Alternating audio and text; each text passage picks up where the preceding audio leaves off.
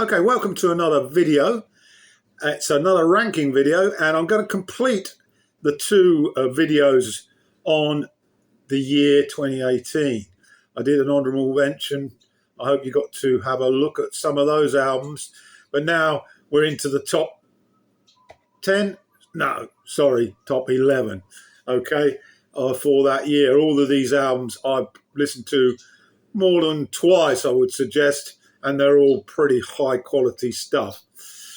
So let's get started. And the 11th album, David Byrne, American Utopia.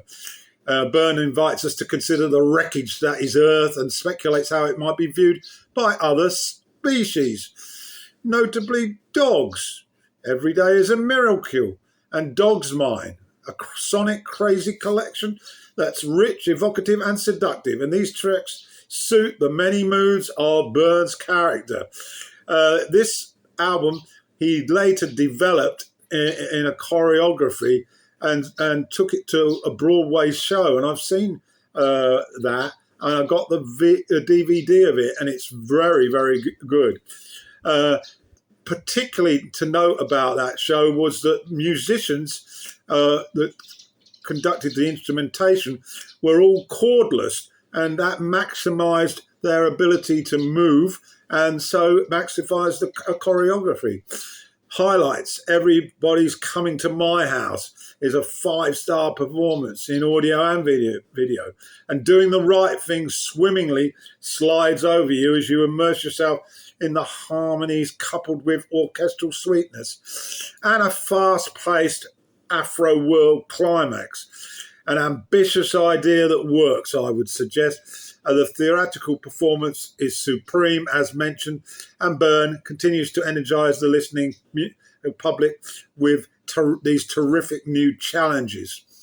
So get to listen to it. American Utopia by David Byrne. So to 10 then.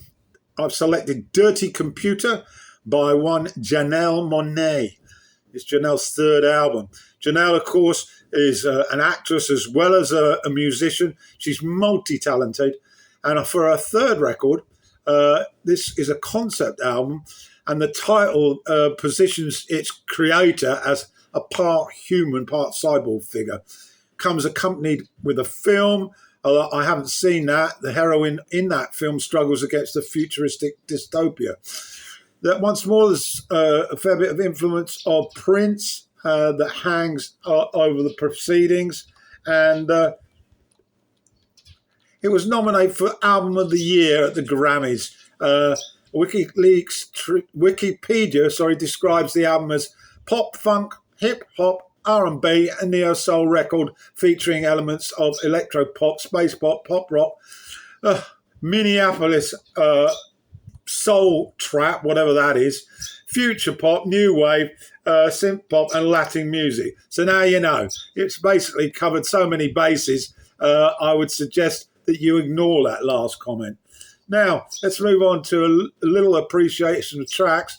The title track is very dreamy. It's at the intro, and it features one Brian Wilson on harmonies, an a cappella of voices with a seductive lead slides into the synth-laden slow smooch.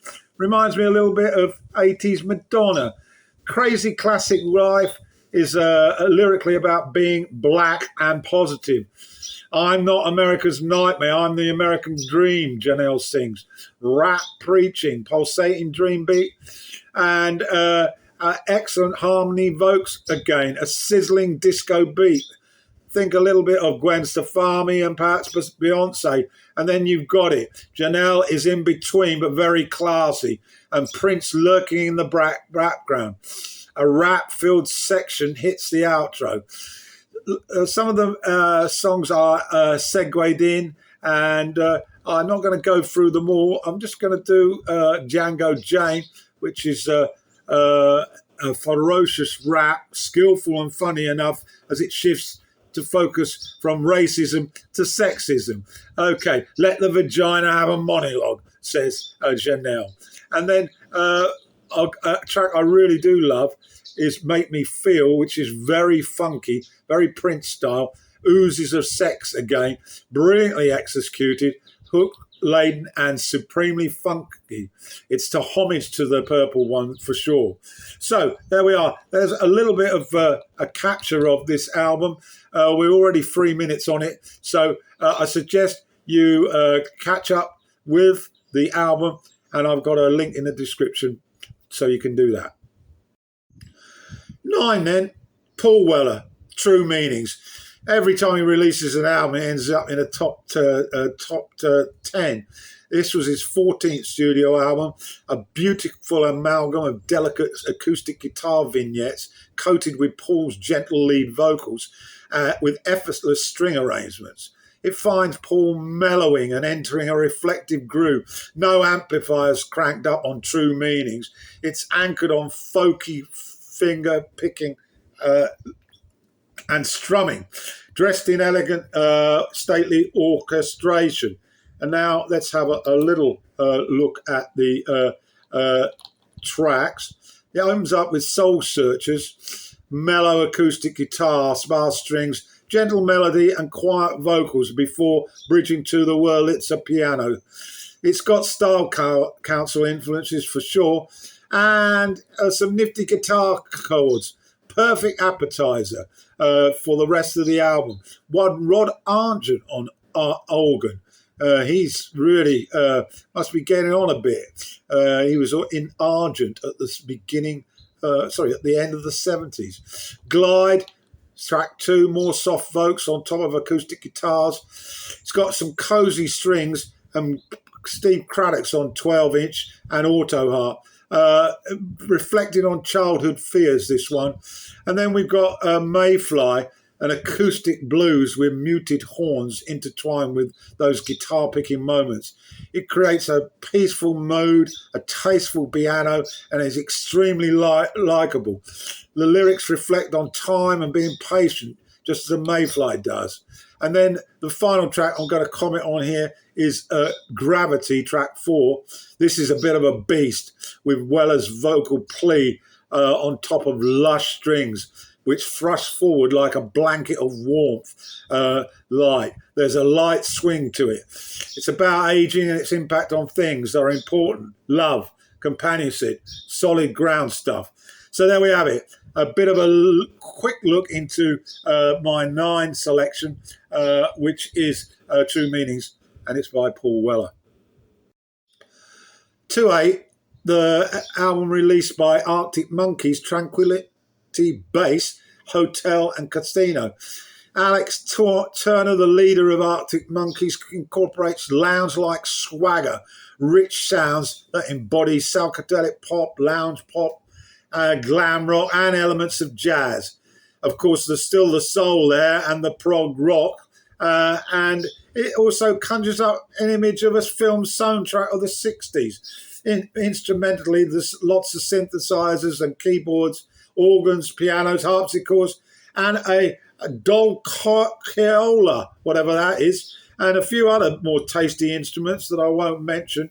And the sounds littered with baritone and lap steel guitars on multiple tracks, in addition to the electric and acoustic guitars, as well as a variety of percussion instruments, including vibraphones. It's lyrically, the content draws heavily on science fiction and film, exploring consumerism, politics, religion, technology through the concept of a luxury resort on the moon, told from the perspective of various characters, such as the singer in the in-house band on Star Treatment and the hotel receptionist on the title track.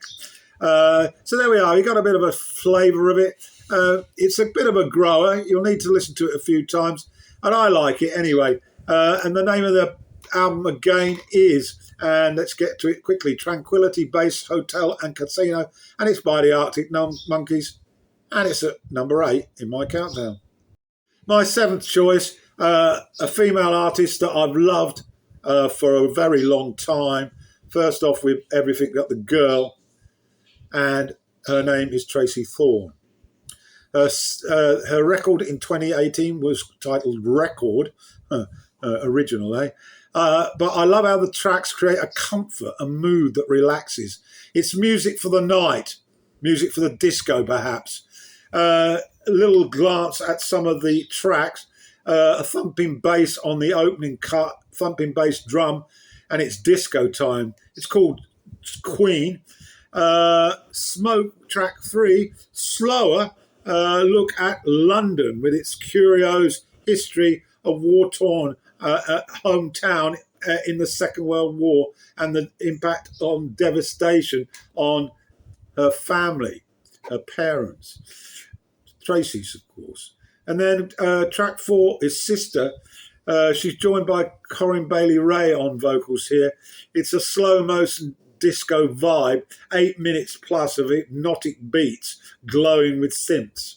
And then the final track, Dance Floor, sparkling disco pop here with fat bass lines and rippling synths. Early love juices can be obtained by dancing until late into the night with music. Dance floor music. Yep, it's pretty special and I like it. And it's my number 7. It's by Tracy Fawn. It's called Record. So, to number 6. This is Gaz Coombs' third album. It's called World's Strongest Man. For those of you who aren't familiar with Gaz Coombs, he was the lead singer and guitar player in the band Supergrass back in the 90s. Very much part of the Brit pop scene. Well, this third cut is, I think, a grower. It's a lot of use of computers with dense rhythms competing with smooth surfaces. But also, it's not chasing those pop trends, perhaps, like Supergrass were. It's a mature modern album with shimmering synths, drum loops, and guitars. And it uses waves of textures in the rock mold to get its message of pop across. A brief look at tracks. The title track, World's Strongest Man, very stripped back beat here with high-pitched squeaky Gaz on vocals. It resonates through the vocals, of course. And Deep Pockets is a much more punchy song with a hook that matches the quicker tempo and rhythm. There's a shriek-like guitar immersed in it as well. And Walk the Walk, nice contrast with two vocal styles. Harmony vocals are a bit higher and the guitar sounds like a bit like a violin in places. And so we have it. A brief summary of this album. There will be a link in the description so you can listen to all of it. It's called The World's Strongest Man. It's by Gaz Coombs and it's at number 6 in my countdown. 2-5 in my countdown then. Look Now by Elvis Costello and the Attractions. Would you believe it? This is his 30th album and it blends in pop with that classic brill building tunes of the 60s with the narrative maturity of classic Broadway musicals and the sort of ballads that were once the purveyor of classic jazz vocalists. Think Imperial Bedroom and Painted from Memory, mold them together and you've got Look Now. It won the Grammy for Best Traditional Pop Vocal Album at the 62th Grammy Awards. And I'm going to go through some of the tracks now. It opens up with a great song called Under Lime, 5.5 minutes, an echo from Imperial Bedroom for sure. Short harmony jabs to give a soul feel. It's got a ballad style, very much Cole Porter Bacharach in nature, and it seeps through, and there's punchy horns on top with spluttering bits of nice piano. The harmonies are a bit gospel-like, and it adds depth, creating a hymn-like a cappella. A great opener. And now I want to move on to Don't Look Now. This is a composition that's been composed by Bacharach and Costello. Could have been on Painted from Memory. A piano vocal duet, very classy. Costello's vocals shine. It's a 5-star song. And so, let's move on. I'm not going to try and make this too long because actually every track is a stunner.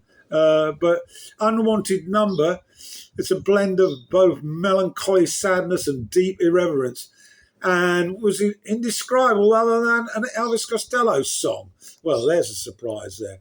And that's about it. I ain't going to go on anymore. You need to get to listen to this one. Again, there's a link. It's a great album. It takes a little bit of getting into, but you will get a buzz off it on your first listen. Look Now by Elvis Costello and the Attractions. And it's my number 5. Certainly have got some heavy hitters in this 2018 top 10. The fourth offering is by one Sir Paul McCartney. It's called Egypt Station. It's his 18th solo, first since 2013. Why Egypt Station? Well, it's the title of a painting he owns, apparently. Very modern sounding, though. A surprise concert in London was set up to promote the release of this. And then a second surprise gig took place at Grand Central Station in New York, aired live on YouTube. And I watched that. Highly impressive it was by Paul and his band. All the songs are peppered with haunting images of darkness creeping at the edges, hooks and imagination that are so effortless. Macca has bundles of enthusiasm still throughout the songs. And let's have a quick look at some of the songs. I Don't Know. Sorry, haunting piano here. Think of Let It Be a little bit, and then Macca's voice glides in over the melody, lyrically reflecting on life's mistakes as we meander through time. Possibly references failed relationship. It's an absolute beauty and a great early track on this album. Happy With You is an acoustic ballad about early feelings about beauty around us, about change. And then we got the controversial FUHU, which is a bit of a novelty play on words. But there's lots on this. You will not be disappointed, even you ardent Beatles fans who think that McCartney hasn't made a decent album yet. This is a decent album, and it's at number 4. It's called Egypt Station, and it's by Sir Paul McCartney. My third choice here is the latest album by Ry Cooder. It's called The Prodigal Son, a 5-star effort as far as I see it. His son is prominent on the choice of songs, and he plays drums. And his name's Joachim. We also have Robert Francis on bass, and Jam Jendal comes in on sax on a number of the songs. Straight Shoot opens up. It's a 1950s gospel hit, which was recorded by Pilgrim's Travellers. It's got banjo, mandolin, buoyed by electric guitar fills, and Joachim's snare. Exquisite background vocals by his regular trio. And it also included the late Terry Evans and Bobby King and Eldridge King on those harmony deep soul vocals. Move on to Shrinking Man, raucous bluesy country stomp delivered in electric jug bile stand. And then moving on, because I'm not going to review all the tracks, the title track is a grimy, eclectic country blues, complete with a homage to country legend Ralph Mooney's pedal steel guitar with playing. Awesome. And then a track that I did recognise at 6, Nobody's Fault But Mine, written by Blind Willie Johnson, contrasts very much to the Beck version on Mutations. It's got a haunting vocal. And I'll Be Rested When the Roll Is Called is track 8, and again, banjo, mandolin and snares create a frame for Blind Roosevelt Graves' song. And that's the title. Again, I'll Be Rested When the Roll Is Called. Final track I want to mention here is by Jesus. It's called Jesus and Woody, and it's basically a request, a fantasy request by the legendary folk singer to sit and play for Jesus. Wow. God forbid. And it reflects on sin, fascism, and the dream of a better world. Well, Ry Cooder is a very political animal, so you would expect him to dip into that. Great album, though. Again, repeated listenings are necessary to get the most from it. That's my number 3. So my top 2 now. At number 2, Richard Thompson, 13 Rivers. A fruitful working relationship with his rhythm section drummer Michael Jerome and bassist Taris Progeniuk is certainly guaranteed. 50 years on now from his debut with the Fairport Convention. Absolutely marvellous. I love this artist, and I really have no qualms about suggesting that you get on the Thompson bandwagon. He's creative and inventive as ever, and the stories that he invites you to listen to revel in his creativity. We're going to dip into a few tracks. It opens up with A Storm Won't Come. There's a fantastic rumbling drum to start us off, and then an ancestral native feel when the guitars join the party. Storming guitar work on track 3, Her Love Was Meant For Me. Track 7 now, whipping down. Do All These Tears Belong To You. The harmony vocals sound a little bit feminine here, but there's 2 guitars and they make up for everything else. And the last track, Shaking the Gates, is a very somber, slow blues to end this great release. I could keep on saying to every track, great guitar, but you get the gist. And one track has even got a sort of reggae-like take to it. It's 13 Rivers. It's Richard Thompson, and it's my number 2 in my countdown. So what's my number 1 this year, for 2018? Well, I've chosen an album by the Benin diva from Africa, Angelique Kidjo, and it's her interpretation of the Talking Heads album, Remaining Light. This was released in 1980, but she's taken it to a completely different level. It's absolutely awesome. And there's a great concert of her playing this album, and you think you might find it on YouTube, worth checking out. In this interpretation of Remaining Light, we've got Afrobeat, funk, and it's very world, soul, and African in its delivery. She covers all the songs, and it ranks as highly as All Along the Watchtower as a cover version. Her versions on this album are exceptional, but you can hear Talking Heads in the songs, but don't listen too closely because this is a very, very up-tempo, radical animal. She adds that electronic power that hits your senses with rhythmic gymnastics, and it's got a world beat purity to it. Kidjo has a huge presence over the material, and you would certainly miss out if you overlook this gem. I'm just going to have a quick dive into the early tracks. Not going to do many. Born Under Punches opens up, and wow, is this funky, with Kidjo bludgeoning the vocals. And his irresistible wave of musical joy I felt. Cross-Eyed and Painless, track 2, is a futuristic look at Afro funk, and it skips out a message about the neglect of the African continent, and that's a perception that's taken by most. This is very frantic, very controlled, and the horns are terrific.